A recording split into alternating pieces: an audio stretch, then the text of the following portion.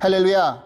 2022년 한인연합감리교회 사순절 새벽 특별성회 3월 31일 말씀을 전하게 될 캘리포니아 여바린다에 있는 주사랑교회를 섬기고 있는 김태호 목사입니다.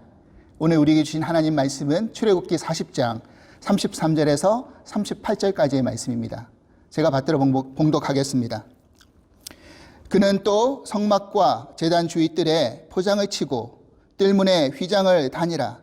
모세가 이같이 역사를 마치니 구름이 회막에 덮이고 여호와 영광이 성막에 충만하며 모세가 회막에 들어갈 수 없었으니 이는 구름이 회막 위에 덮이고 여호와 영광이 성막에 충만함이었으며 구름이 성막 위에서 떠오를 때에는 이스라엘 자손이 그 모든 행진하는 길에 앞으로 나아갔고 구름이 떠오르지 않을 때에는 떠오르는 날까지 나아가지 아니하였으며 낮에는 여호와의 구름이 성막 위에 있고 밤에는 불이 그 구름 가운데 있음을 이스라엘의 온 족속이 그 모든 행진하는 길에서 그들의 눈으로 보았더라.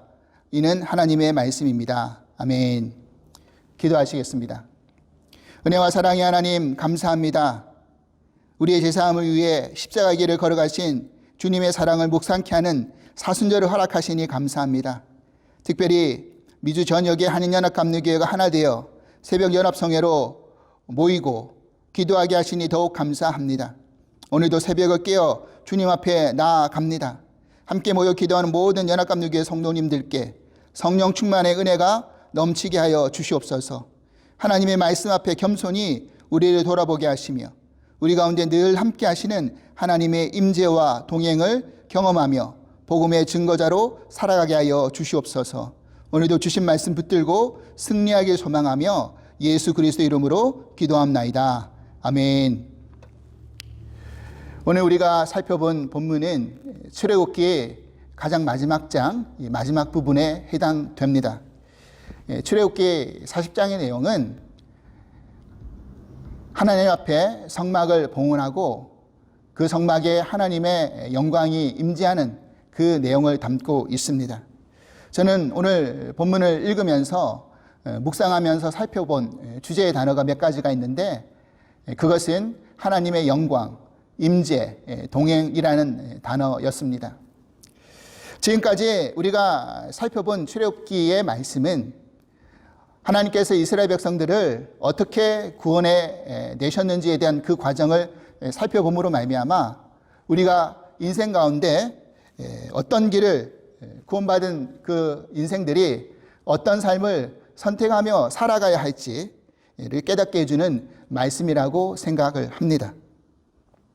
하나님께 구원받은 백성이 잊지 말아야 할 것은 하나님의 하나님 되심이 무엇이고 우리의 섬김이 그 대상이 온전히 회복되어야 된다는 것을 잊지 말아야 된다는 사실입니다. 여러분 출애굽기 8장 1절 말씀을 보십시오. 여호와께서 모세에게 이르시되 너는 바로에게 가서 그에게 이르기를 여호와의 말씀에 내 백성을 보내라. 그들이 나를 섬길 것이니라. 아멘. 사실 출애굽기의 과정 가운데 하나님은 지금 이스라엘 백성들에게 그것을 깨닫게 해주시려고 하시는 것이죠. 우리의 섬김이 회복되어야 된다. 사실 우리는 하나님을 섬기든지 아니면 다른 우상을 섬기든지 무언가를 섬기게 되어 있다는 것입니다. 그 섬김이 회복되어야 된다는 것을 지금 이야기해 주고 있는 것이죠. 애굽의 노예로 400년이라는 시간을 보내고 네 세대가 지나가서 시간도 지나고 세대도 바뀌고 또 그렇게 흘러갔을 때 이스라엘 백성들은 아마도 하나님의 역사를 경험해 보지 못했을 것입니다. 이스라엘 후손들은 조상들이 섬겼던 하나님이 누구이신지 그 믿음에 대해서도 점점 흐려져 갔을 거라는 것이죠. 아마도 눈에 보이는 것들을 다 신으로 만들어서 우상으로 섬기는 그런 애굽 문화에 동화되어서 하나님도 그 신 중에 한 분이 아닌가 생각했을런지도 모릅니다. 잘못된 섬김이었던 것이죠. 하나님은 그것을 바로잡으시려고 하셨던 것입니다.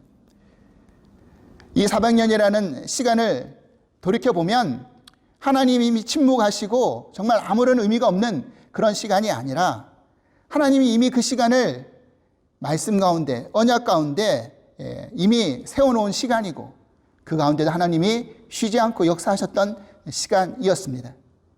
창세기 15장 12절에서 14절 말씀 보십시오. 해질 때에 아브라함에게 깊은 잠이 임하고 근흑암과 두려움이 그에게 임하였더니 여호와께서 아브라함에게 이르시되 너는 반드시 알라 내 자손이 이방에서 객이 되어 그들을 섬기겠고 그들은 400년 동안 내 자손을 괴롭히리니 그들이 섬기는 나라를 내가 징벌할지며 그 후에 내 자손이 큰 재물을 이끌고 나오리라. 아멘. 바로 아브라함에게 하나님이 이런 언약을 이미 해놓으셨던 것이죠. 그리고 하나님 때가 차기를 기다리시며 하나님은 민족을 이끌어낼 모세를 준비하셨습니다. 사도행전 7장 17절 말씀 보십시오. 하나님이 아브라함에 약속하신 때가 가까움에 이스라엘 백성이 애굽에서 번성하여 많아졌더니 아멘. 그렇죠. 하나님 때가 가까웠다라는 것입니다.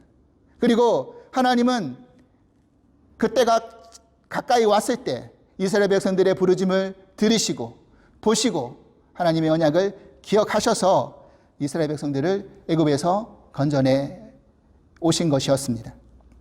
여러분, 그 과정 가운데 애굽에 내렸던 10가지 재앙을 통해서 홍해가 갈라지는 역사를 통해서 마라의 쓴물이 단물로 바뀌어지는 그런 역사를 통해서 광야에 맞닥뜨린 아말렉 전투와의 승리를 통해서 물이 없을 때 반소에서 물을 나오게 하심으로 앞으로 광야길에서 먹을 것이 없을 때 하늘에서 만나를 내려주시고 고기를 달라고 불평할 때 메추라기를 내려주시면서 낮에는 뜨거워서 밤에는 추워서 제대로 광야길을 걸어갈 수 없을 때 오늘 본문에 나오는 것처럼 하나님이 낮에는 구름 기둥, 밤에는 불 기둥으로 그렇게 그들을 인도해 내시는 것을 통해서 하나님의 되심이 무엇인지를 정확하게 보여주고 계셨던 것입니다.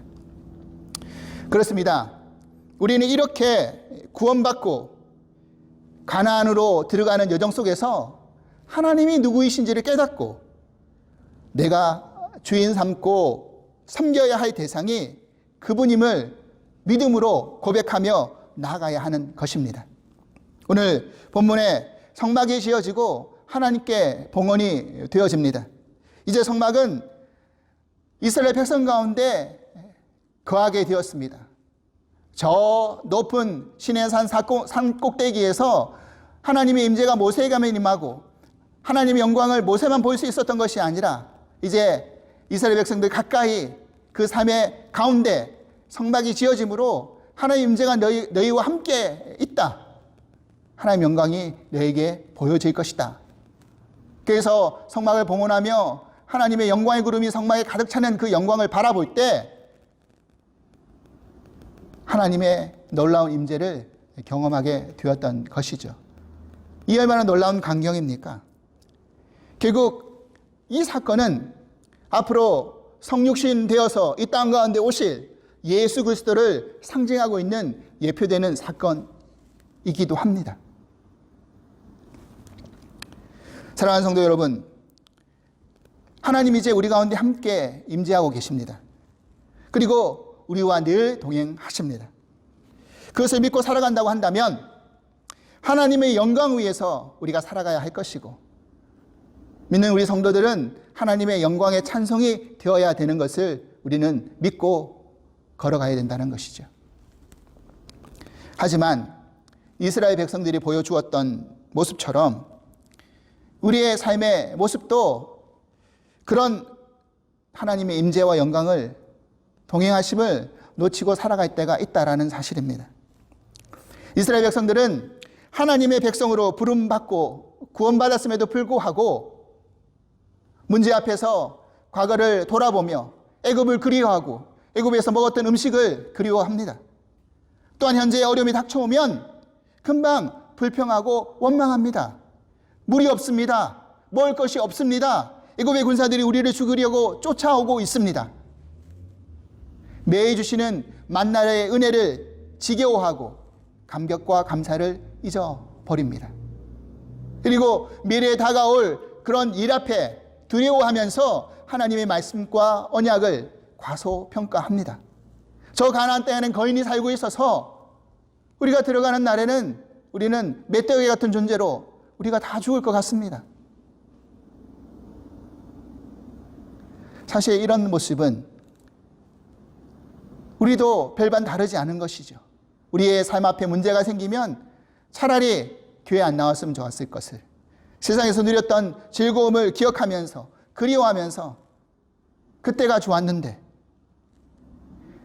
현재의 고난이 닥쳐오면 주저앉아서 불평하고 미래의 두려움 앞에 우리의 믿음이 연약해지는 것과 별반 다르지 않다라는 사실입니다. 그렇기 때문에 우리는 하나님의 영광을 기억하고 그 임재와 동행을 매 순간 잊지 않고 기억해야 된다는 사실입니다. 그러면 어떻게 우리가 하나님의 임재와 동행을 체험하며 나갈 수 있을까요? 오늘 출애굽기 40장 본문 말씀 36절 37절 말씀을 다시 한번 보십시오.